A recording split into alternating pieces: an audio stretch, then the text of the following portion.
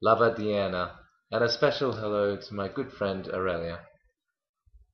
I have been approached with the task of telling you a story today, one that is uniquely Australian, and while I could potentially talk for hours about the fine differences between Lithuania and Australia, today I am limited to 5 minutes. When asked, very few Australians have ghost stories. Australian culture is not a superstitious culture. We believe in what we can sense. I believe otherwise because I am Buddhist. I believe in things outside of sensory perception because I have no reason not to. My ghost story is related to both of these, superstition and Buddhism.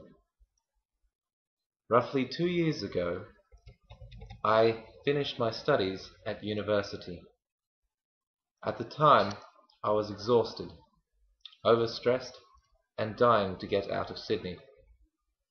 I realized that I needed a week of meditation to clear my head and remind myself of what was important.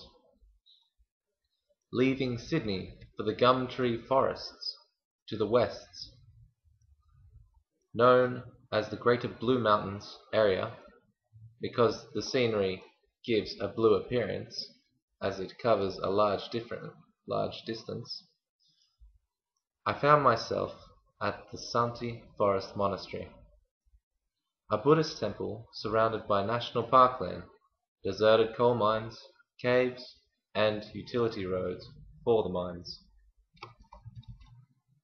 If any of you decide to stay at a Buddhist monastery, you should understand a few things. 1. You sleep in small huts called kutis, not situated at the monastery. 2. You wake every day at 4:30 to start meditation at 5 a.m. 3. After breakfast, you work until lunch. 4. After lunch is your only free time. 5. In the evening you are expected to meditate until bedtime. My kuti was a half-hour walk from the monastery. In the dark, alone with a wind-up generated torchlight. It was my third night. I knew the old mining road well by then. Enough to guess without the aid of light. As I walked in the dark, with gravel crunching beneath my feet, I began to hear footsteps. I stopped. So did they. I walked a few more paces. So did they. I frantically turned the torch on, peering into the darkness. Nothing. This time, walking with greater pace, the steps behind me also began to quicken. I ran.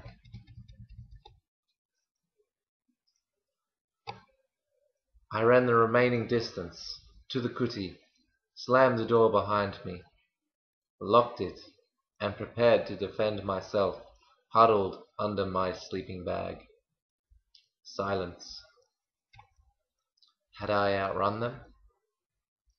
Were they planning their next move outside? It would be light again soon.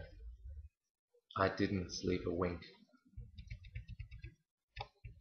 The next day, after returning to the monastery, I explained what had happened to a monk.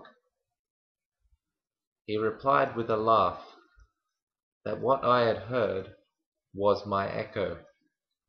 For you see, Australia has a unique bird known as the lyrebird. It mimics noises it hears. It echoes noises. What I had heard was not the footsteps of someone following me, but a bird's call in the night. The monk wasn't finished.